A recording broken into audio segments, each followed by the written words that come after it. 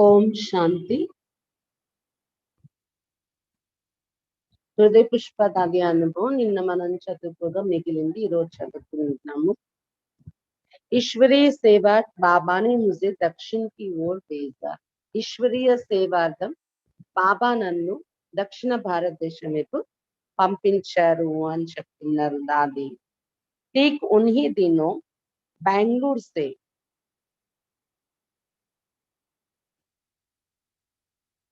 से मेरी लौकिक बड़ी बहन लक्ष्मी आबू आई. బాబా దక్షిణ భారతదేశం వైపు దాదిని పంపించాలి అనుకుంటున్నారు. అదే రోజులలో హృదయ పుష్ప దాది వాళ్ళ లౌకిక అక్క, పెద్ద లక్ష్మి అని ఏదైతే పేరుందో ఆమె బెంగళూరు నుండి ఆబూకి వచ్చారంట. उस समय मेरे माँ बाप मधुबन में ही थे. ఆ సమయంలో హృదయ పుష్ప దాది వాళ్ళ అమ్మా నాన్న మధుబన్ లోనే ఉన్నారంట. वो उनसे मिलने के लिए आई. వాళ్ళ అక్క వాళ్ళ అమ్మా నాన్న మధుబన్ లోనే ఉండడం వల్ల వాళ్ళని కలవడం కోసం వచ్చారు అంట. मधुबन के वातावरण ने उस पर बहुत प्रभाव डाला. మధుబన్ యొక్క వాతావరణం చాలా ప్రభావం వేసింది ఆమె పైన. वो वापस बेंगलुरु जाने के लिए तैयार ही नहीं थी. మధుబన్ లో వచ్చాక ఎంత ఇష్టపడిందంటే ఆమెకు మళ్ళీ తిరిగి బెంగళూరు వెళ్ళాలి అంటే ఆమెకి ఇష్టమే కావటం లేదంట, వెళ్ళబుద్ధి కావట్లేదంట మధుబన్ నుండి. బాబా ने मुझे कहा बच्ची जाओ इसको बेंगलुरु छोड़कर आओ. అప్పుడు బాబా చెప్పారు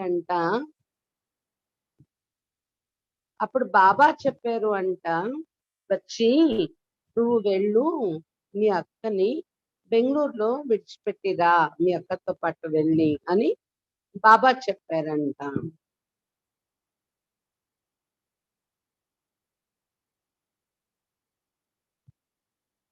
बाबा ने मुझे कहा बच्ची जाओ इसको बेंगलुरु छोड़कर आओ. బాబా చెప్పారు అంట, బచ్చి నువ్వు బెంగళూరులో విడిచిపెట్టిరా, మీ అక్కతో పాటు వెళ్ళి అని చెప్పారంట బాబా.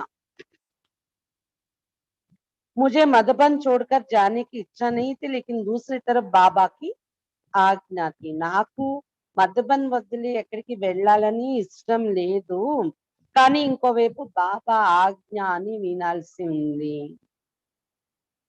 बाबा ने कहा बच्ची मैं तुम्हारे साथ हूँ, तुम बाबा की याद में ड्यूटी बजाओ और बाकी मदद करना बाबा की ड्यूटी है. బాబా చెప్పారంట, బచ్చి నేను నీ తోడు ఉంటాను, నువ్వు ఎక్కడికి వెళ్ళినా నువ్వు బాబా స్మృతిలో డ్యూటీ అభినయించు, నీ సేవ నువ్వు చెయ్యు, మిగిలినది సహయోగం ఇవ్వడం బాబా యొక్క డ్యూటీ, బాబా ఇస్తారు నీకు సహయోగం అని బాబా చెప్పారంట. मुंबई तक की टिकट के लिए मेरे हाथ में 5 रुपये दिए गए. అయితే బెంగళూరు వెళ్ళాలంటే ముంబై వెళ్ళాలి, ముంబై వరకు టికెట్ తీసుకోవటానికని 5 రూపాయలు ఇచ్చారంట బాబా హృదయ పుష్ప దాది చేతికి. मैं मुंबई में उतर गई. నేను ముంబైలో దిగిపోయాను. मुंबई के राम पंचवानी ने सिंधी धर्मशाला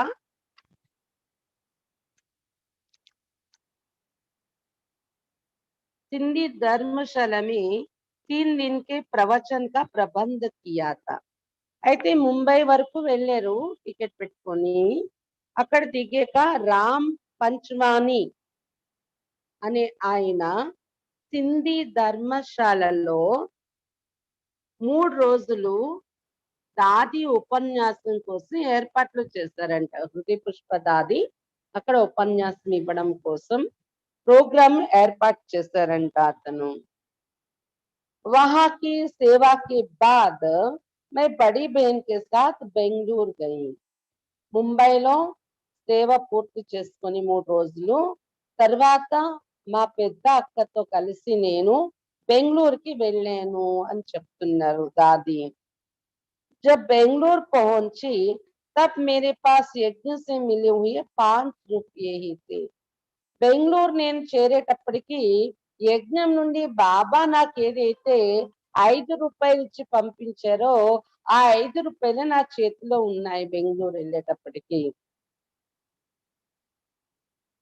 जब हम ट्रेन से उतरकर बाहर आए तो सबसे पहले हमारा स्वागत किया एक टांगे वाले ने.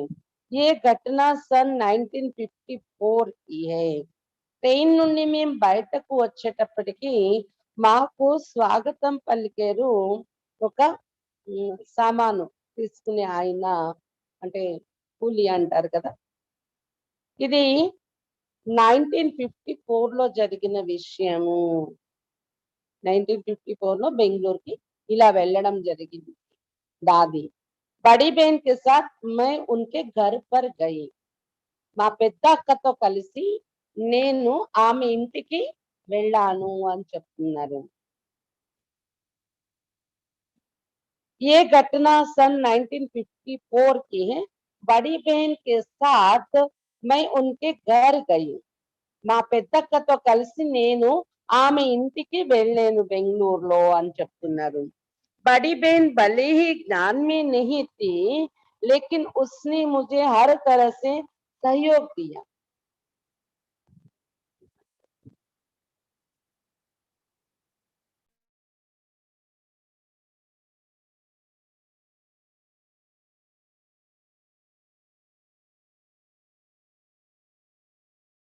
అది చెప్తున్నారు. ఈ విధంగా మా పెద్దక్కతో వాళ్ళ ఇంటికి చేరుకున్నాం. బెంగళూరులో దిగాక ఆమె జ్ఞానంలో లేరు మా అక్క, కానీ అన్ని రకాలుగా నాకు సహయోగం ఇచ్చారు అక్కడ బెంగళూరులో అని చెప్తున్నారనమాట. శుభో దో రోటీ బనాకర్ ఉస్ పర్ చీనీ డాల్కర్ కాకర్ घर के सामने एक बगीचा था उसमें जाकर शाम तक बैठी रहती थी. ఉదయము 2 రొట్టెలు తయారు చేసుకొని ఆ రొట్టెల్లో పంచదార పెట్టుకొని తిని పంచదారతోని ఆ రొట్టెలు తినేసి వాళ్ళ అక్క వాళ్ళ ఇంటి ఎదురుగా ఒక తోట ఉండేదంట, గార్డెన్. ఆ గార్డెన్లో వెళ్ళిపోయి కూర్చుండేవారంట దాదీజీ. బాబాకు యాద్ కర్తీ థీ और బాబా కి మహావాక్య పడుతీ థీ. ఆ గార్డెన్లో కూర్చొని బాబాను జ్ఞాపకం చేసేదాన్ని, బాబా మహావాక్యాలు చదువుతూ ఉండేదాన్ని అని చెప్తున్నారనమాట. मेरी बड़ी बहन अपनी पहचान वालों और आसपास वालों के पास मुझे ले जाकर ज्ञान दिलाने में सहायता करती रही. వాళ్ళ దగ్గరికి దగ్గర ఉండే వాళ్ళ దగ్గరికి నన్ను తీసుకొని వెళ్ళి జ్ఞానము ఇప్పించటానికి సహాయం చేసేవారు అని చెప్తున్నారనమాట. देव आत्माओं को ढूंढने के इस अभियान में सबसे पहले मिली 3 माताएं, సుందరి, రాధా और లక్ష్మణ్. దేవాత్మలను వెతికేటటువంటి ఈ అభియానంలో, ఈ యాత్రలో, నేను బెంగళూరులో చేసే సేవలో 3 మాతలు దొరికారు నాకు అని చెప్తున్నారనమాట. సుందరిబేను, రాధాబేను, లక్ష్మణ్ బేన్ అని 3 దొరికారంట.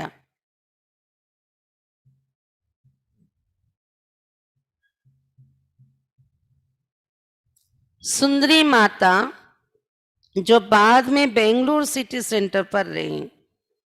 ఈ 3 మాతలు తయారయ్యారంట అప్పుడు సేవలో. వాళ్ళ అక్క తెలిసిన వాళ్ళ దగ్గర తీసుకెళ్ళి సేవ చేయిస్తే సుందరి మాత, రాధా మాత, లక్ష్మణ్ మాత అని. అయితే అందులో సుందరి మాత ఎవరైతే ఉన్నారో తర్వాత బెంగళూరు సిటీ సెంటర్ సంభాళించడానికి నిమిత్తం అయ్యారు ఆమె. అదే తర్వాత సుందరిబేన్ శరీరం వదిలేక పద్మాబేన్జీ చూస్తారు మొన్నటి వరకు. ఈ మధ్యకాలంలో పద్మాబేన్జీ కూడా శరీరం వదిలేరు, ఇప్పుడు లీలాబేన్జీ చూస్తున్నారు కనెక్షన్. మొదటైతే సుందరి మాతాజీ నిమిత్తం అయ్యారనమాట బెంగళూరు సిటీ సెంటర్కు. और राधा माता पति वियोग के दुख से पीड़ित थी. రాధా మాత పతి వియోగం యొక్క దుఃఖంతో పీడితమై ఉన్నారు. సుందరి మాత, రాధామాత పతి చనిపోయిన దుఃఖంలో ఉన్నారంట. ज्ञान पाने के बाद ये दोनों दुख से मुक्त हो गई. జ్ఞానం తెలుసుకున్న తర్వాత వీళ్ళిద్దరూ కూడా దుఃఖం నుండి ముక్తులయ్యారు. సుందరి మాత, राधा माता। राधा माता को जब मैं आत्मा का पाठ दे रही थी तो उसके बाजू में बैठी थी और एक माता जिसका नाम था लक्ष्मणा, मद्रास की रोजी बेन की माँ, आत्मा का ज्ञान सुनते सुनते वो भी ध्यान अवस्था में चली गई। इस तरह बेंगलुरु में बाबा की सेवा शुरू हुई। రాధా మాతకి ఎప్పుడైతే నేను ఆత్మ పాఠము చెప్తూ ఉన్నానో కోర్సు, ఆమె పక్కన నేను కూర్చున్నాను. మరి ఇంకొక మాత ఎవరి పేరైతే లక్ష్మణ అని ఉందో ఆమె మద్రాసులో రోజీ బెహన్ అని ఉండేవారు. ఇప్పుడు శరీరం విడిచిపెట్టేశారు. ఆ తర్వాత ఇప్పుడు బీనాబెన్ ఇంకా మిగిలిన సీనియర్ అక్కేలు చెన్నై జోన్ని చూస్తున్నారు. మొదట్లో రోజీబెన్ నిమిత్తం అయ్యారు అక్కడ చెన్నైలో సేవకు, మద్రాసులో. వాళ్ళ అమ్మ రోజీబెన్ వాళ్ళ లౌకిక అమ్మ లక్ష్మణబెన్ అంట. ఆమె కూడా ఆ టైంలో కోర్స్ విన్నారు. ఈ ముగ్గురు మాతలు ఆత్మజ్ఞానం వింటూ వింటూ ధ్యానవస్థలోకి వెళ్ళిపోయారంట లక్ష్మణ మాత. ఈ విధంగా బెంగళూరులో బాబా సేవ ప్రారంభమైంది. आखिर बेंगलुरु कैंट में 18 रुपये के किराए पर एक मकान लिया गया. ఇలా కొద్దిమంది తయారయ్యాక అక్కడ బెంగళూరు క్యాంట్ అనే ఏరియాలో 18 రూపాయలకి అద్దెకి ఒక ఇల్లు తీసుకున్నారంట. నెలకి 18 రూపాయల అద్దె. ఏకీ కమరా తా ఊపర్కి మంజిల్ పర్, అది పైన అంతస్తు ఒకే గది అంటది. कई माताओं को साक्षात्कार होते थे, वे ढूंढते ढूंढते हमारे पास आती थी और आटा, सब्जियां, फल आदि दे जाती थी. కొంతమంది మాతలకు సాక్షాత్కారం జరిగేది అంట. బయట వాళ్ళు, జ్ఞానాలు లేని వాళ్ళు సాక్షాత్కారం జరిగాక వెతుక్కుంటూ నా దగ్గరికి వచ్చేవారు అని చెప్తున్నారు హృదయ పుష్పదాది. వచ్చేటప్పుడు వాళ్ళు పిండి అని, గోధుమ పిండి, కూరగాయలు, పళ్ళు మొదలైనవి తీసుకొని వస్తూ ఉండేవారంట. కొత్త కొత్త వాళ్ళని ఇలా సాక్షాత్కారం ద్వారా అడ్రస్ ఎత్తుకొని వచ్చేవారంట. మే ఉన్కో బాబా కా పరిచయం దేతి థీ, వాళ్ళకి నేను బాబా పరిచయం చెప్తూ ఉండేదాన్ని అలా వచ్చే వాళ్ళకి. ఇస్ ప్రకార్ వహా బాబా కే బచ్చోं की సంఖ్య बढ़ती गई. ఈ విధంగా అక్కడ బాబా పిల్లల యొక్క సంఖ్య పెరుగుతూ వచ్చింది. ఒకరు రావడం, బాబా పిల్లలు పెరగడం. జ్యాదాతర మాతాయి క్లాస్ में आती थी, ఎక్కువ మాతలే క్లాస్కి వచ్చేవారంట. माताओं को पता पड़ा कि ये मकान किराए पर है और उनको ये भी पता पड़ा कि मेरे पास पैसे नहीं है, तो वे आपस में मिलकर हर महीने 1-1 रुपया देने लगे.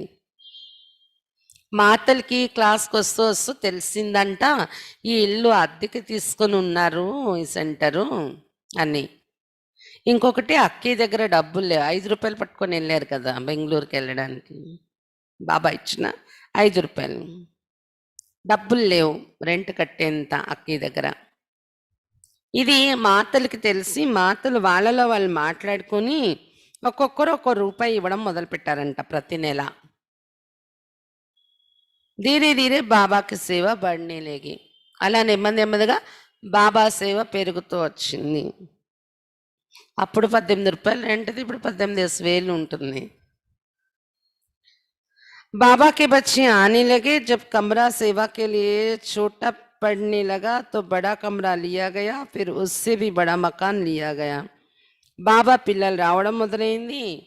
సేవ కోసం ఆ గది చిన్నదైపోయింది. అప్పుడు ఇంకా పెద్ద గది అద్దెకి తీసుకున్నారంట. తర్వాత ఇంకా పెరిగారు బాబా పిల్లలు. అప్పుడు దానికన్నా పెద్ద ఇల్లు తీసుకోవడం జరిగింది. దూసరీ బార్ మా సరస్వతి కర్ణాటక అయి, తర్వాత రెండోసారి సరస్వతి మాత మమ్మ కర్ణాటక వచ్చారు. सन 1964 की बात है. అది ఎప్పుడంటే 64లో मधुबन से तार आए कि मातेश्वरी जी बेंगलुरु आ रही हैं. ये मम्मा का बेंगलुरु में दूसरा आगमन था.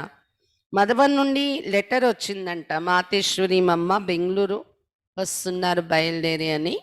అది రెండోసారి రావడం అంట బెంగళూరులో మమ్మ.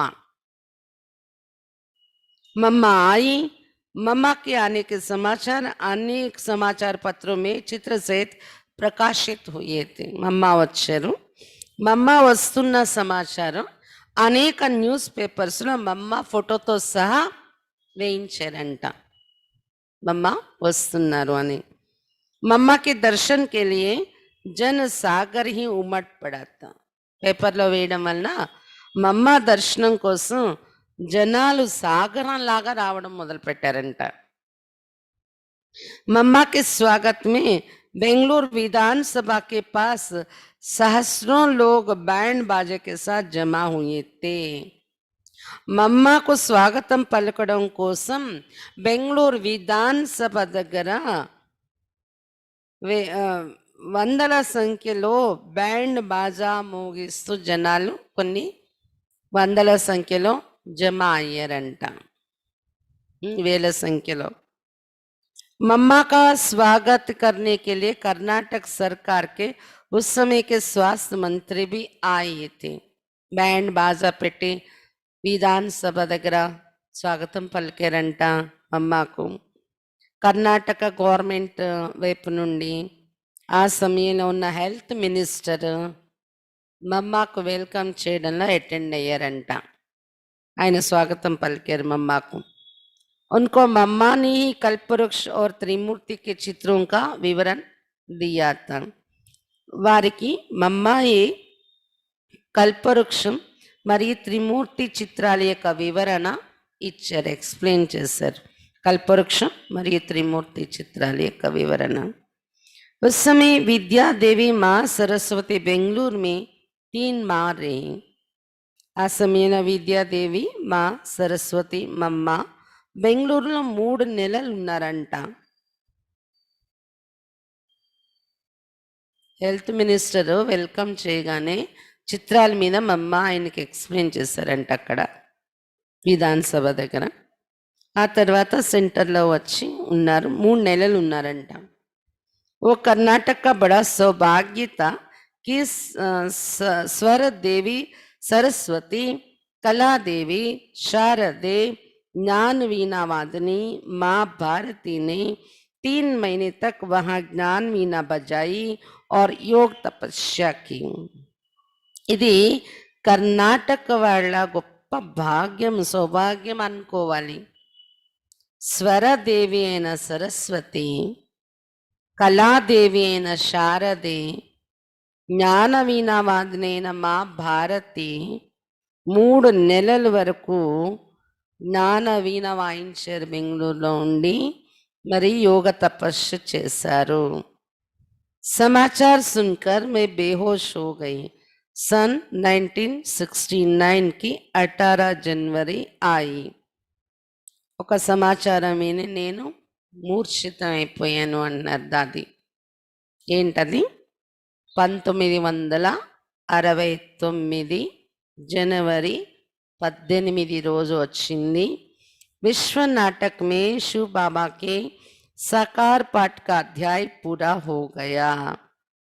విశ్వ నాటకంలో శివ్ బాబా సాకార రూపంలో వచ్చే పాత్ర, సాకారంగా ఉండే పాత్ర యొక్క అధ్యాయం పూర్తయిపోయింది ఆ రోజు. అంటే బ్రహ్మబాబా తనువు कंप्लीट అయిపోయింది ఆ రోజు. బాబా వ్యక్తమయ్యారు. मुंबई से फोन आया कि बाबा ने अपने व्यक्त शरीर का त्याग किया है. ముంబై నుండి నాకు ఫోన్ వచ్చింది, బాబా తన వ్యక్త శరీరాన్ని విడిచి వెళ్ళారు అని. आश्चर्य की बात ये थी कि शरीर छोड़ने से 3 दिन पहले से ही मुझे अनुभव हो रहा था कि बाबा मुझे बुला रहे हैं. बाबा कह रहे थे, बच्ची उठो, मेरे पास आओ.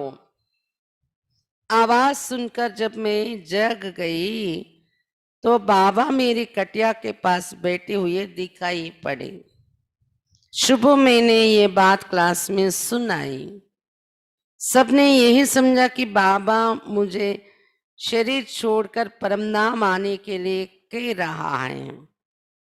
दूसरे दिन भी आधी रात में बाबा की वही आवाज सुनाई पड़ी कि आओ बच्ची, आओ मेरे पास.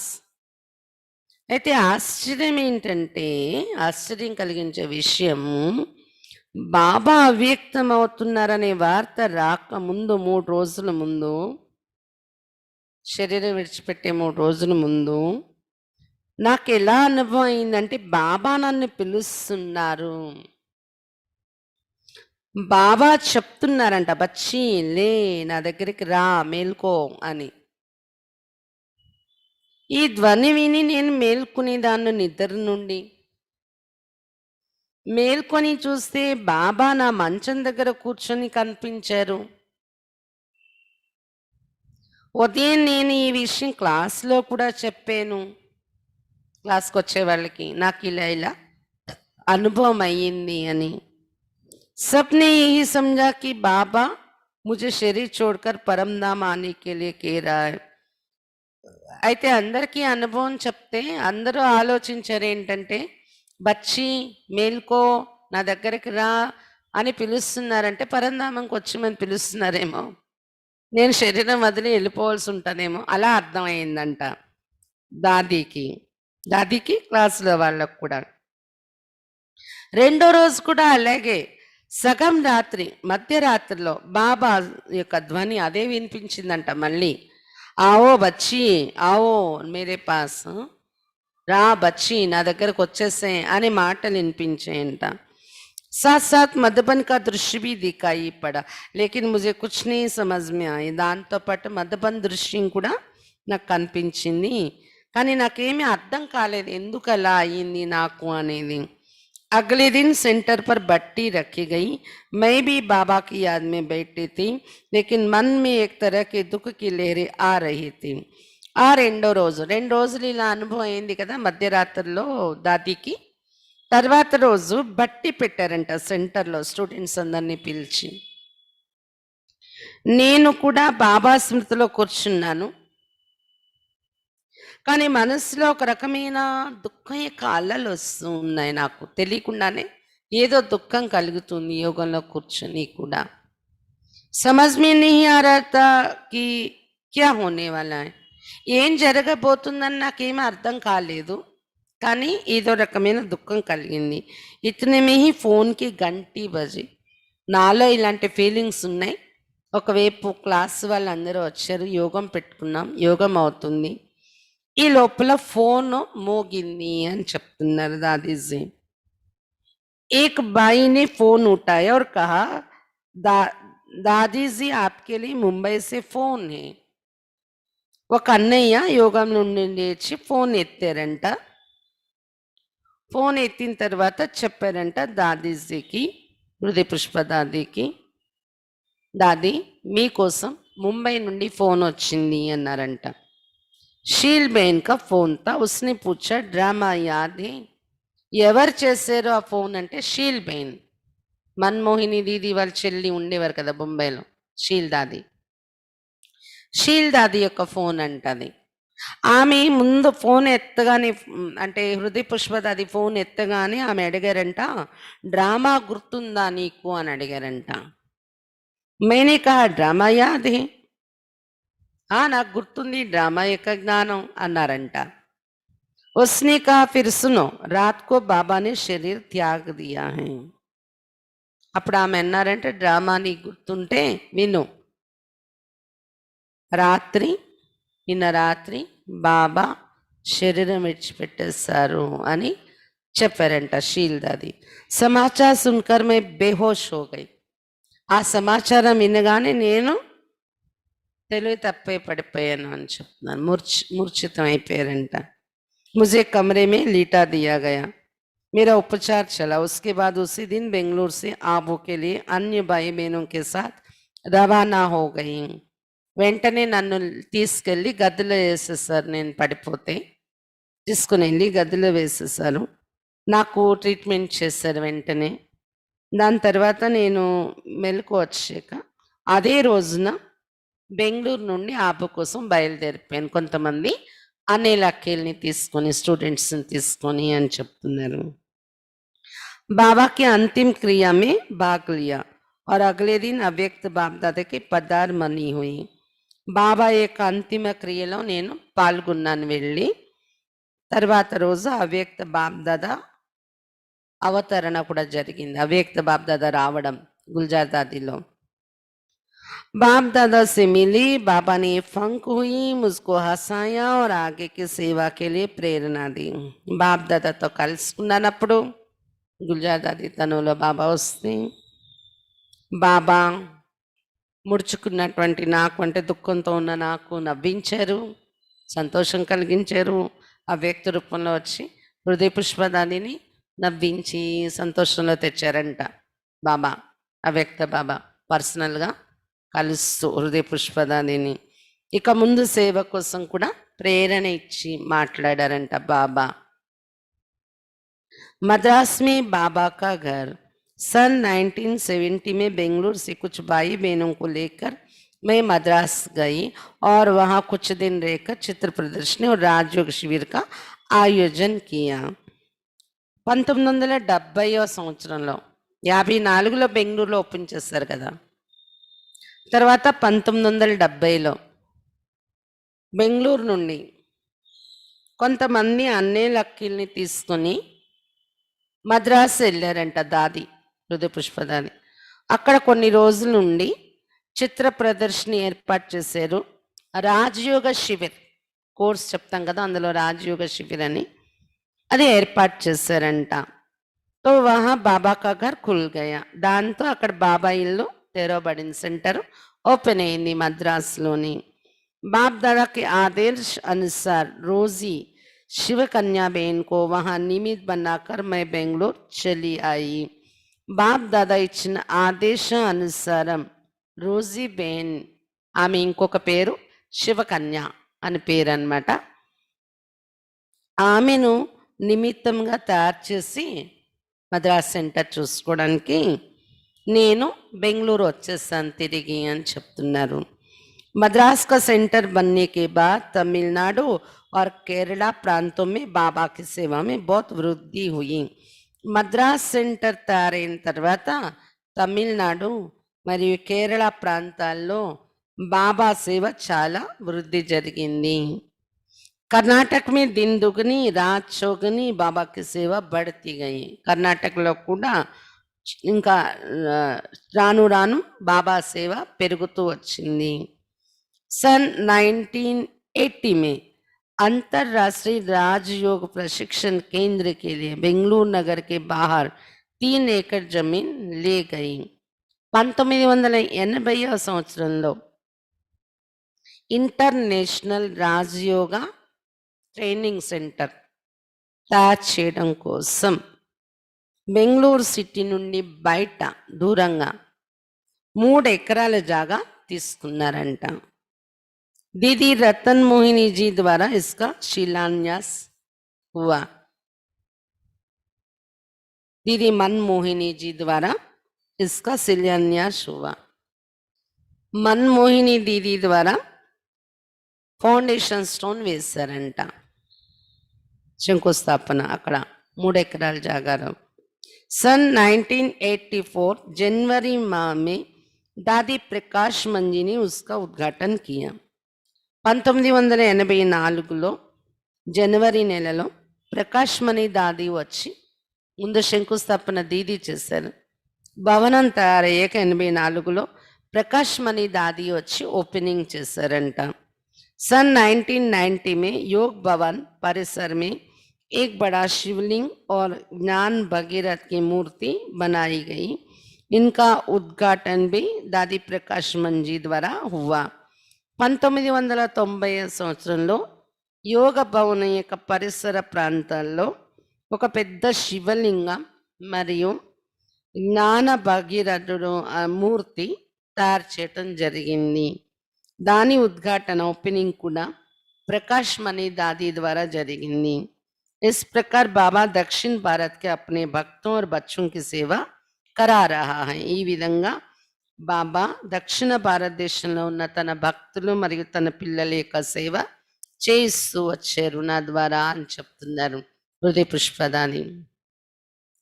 उपसंहार दादी हृदय पुष्पा जी में आध्यात्मिक साधना और त्याग तपस्या बहुत ही उच्च स्तर की थी. హృదయ పుష్ప దాదిలో ఆధ్యాత్మిక సాధన త్యాగము తపస్సు చాలా ఉన్నత స్థాయిలో ఉండేవి.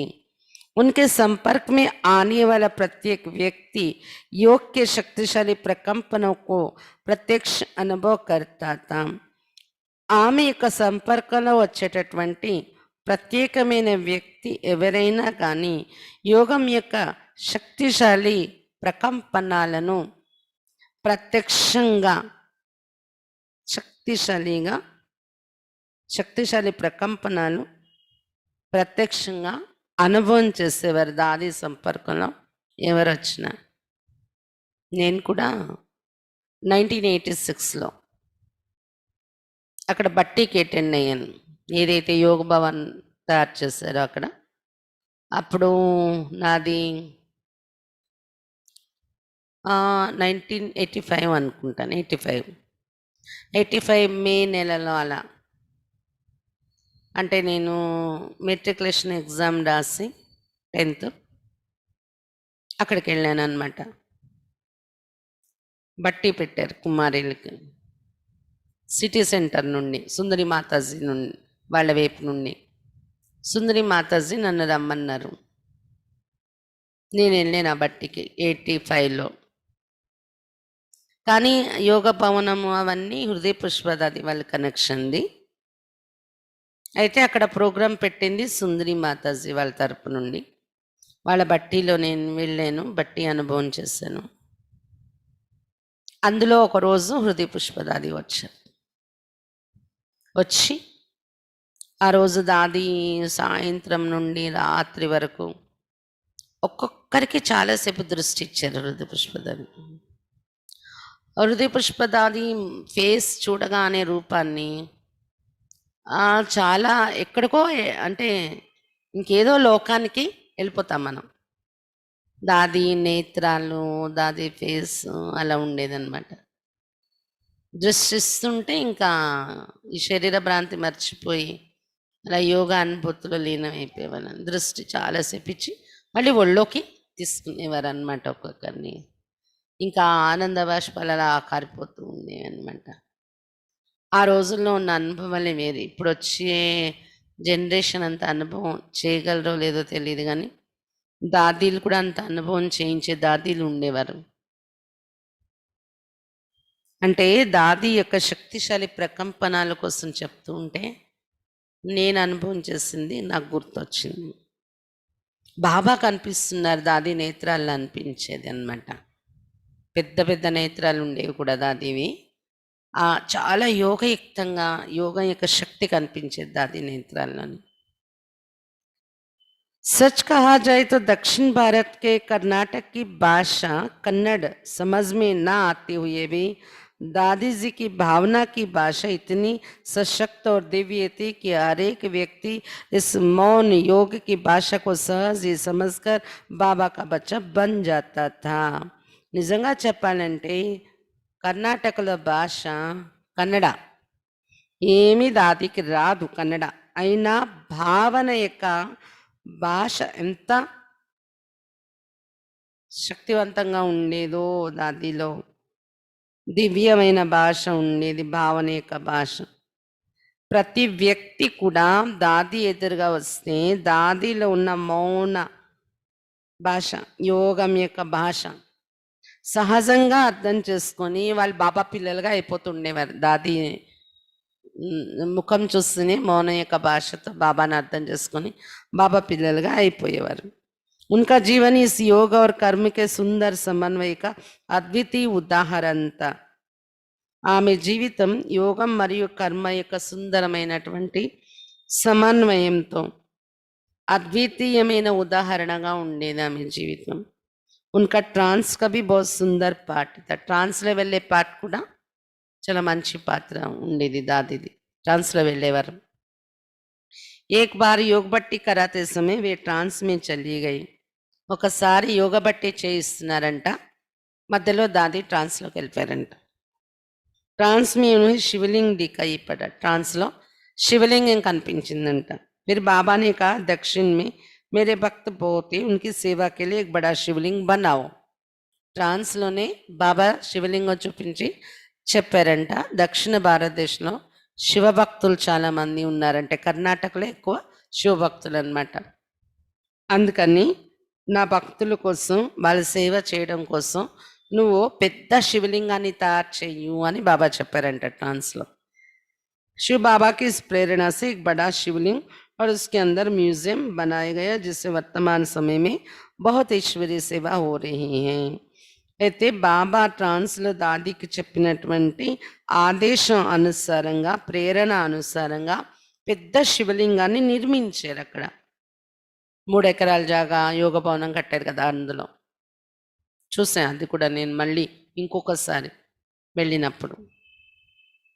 అప్పుడు నేను బట్టికి వెళ్ళినప్పుడైతే లేదు తర్వాత అది కట్టించారనమాట శివలింగం ఆ శివలింగం లోపలికి మనం వెళ్తాం ద్వారం ఉంటుంది లోపలికి వెళ్తాం అదొక భవనం శివలింగంలా ఉంటుంది దాని లోపలికి వెళ్తాం లోపలంతా మ్యూజియం ఉంటుంది చిత్రాలన్నీ మోడల్స్ మ్యూజియం అక్కడ ఇప్పుడు చాలా ఈశ్వరీయ సేవ జరుగుతుంది ఆ మ్యూజియం చూడడానికి ఎంతోమంది వస్తూ ఉంటారు यज्ञ सेवा से उन्हें बहुत स्नेह था और इसके लिए वे अपनी व्यक्तिगत सुख सुविधाओं का सदा त्याग करने के लिए तत्पर रहते थे యజ్ఞ సేవ అంటే చాలా ఇష్టం ఉండేది దాదికి దానికోసం ఆమె తన పర్సనల్ సుఖ సౌకర్యాలను సదా త్యాగం చేయడానికి రెడీగా ఉండేవారు యజ్ఞ సేవ కోసం योग भवन के निर्माण के समय धन की आवश्यकता थी इसके लिए उन्होंने ईश्वरीय सेवा मिली हुई दोनों गाड़ियों को बेचकर धन की कमी को पूरा किया और बहुत दिनों तक वे अन्य साधनों का ही सहयोग लेकर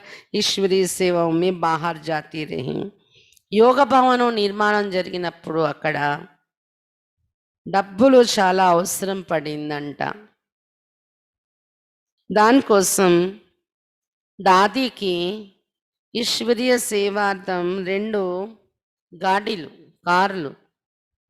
కారు జీపో గాడీలు ఏవైతే దాదికి గిఫ్ట్గా దొరికినవి ఉన్నాయో 2 అవి అమ్మేశారంట అమ్మేసి ఆ డబ్బులు కన్స్ట్రక్షన్లో పెట్టారంట యోగ భవన్ కన్స్ట్రక్షన్లో ఆ తర్వాత చాలా రోజుల వరకు కారులు రాలేదు దాదికి వేరే సాధనాల సహయోగంతోనే ఎక్కడికైనా సేవ కోసం బయటకు వెళ్ళాలంటే ఆటోలు రిక్షాలు వాటిలోనే వెళ్ళేవారంట చాలా రోజుల వరకు ఎందుకంటే ఉన్న బళ్ళు అమ్మేస్తారు కదా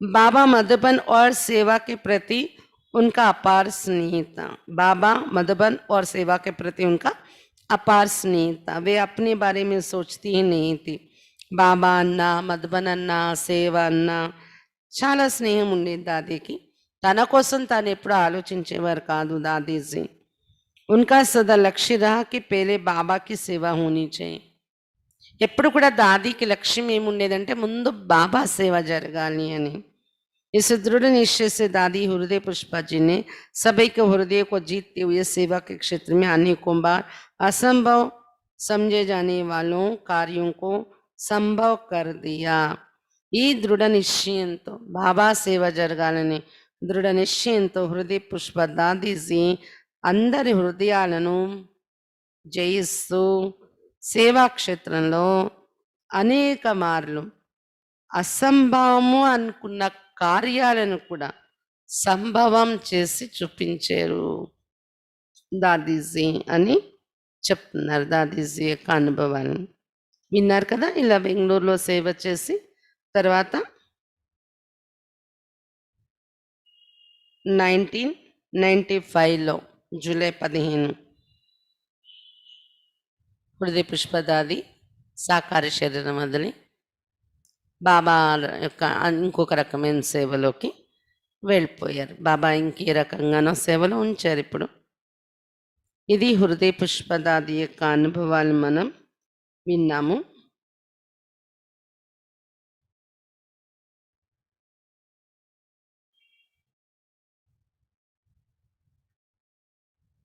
తర్వాత ఇంకెవరి అనుభవాలు ఉన్నాయంటే దాదీది కంప్లీట్ అయింది హృదయ పుష్ప దాదీది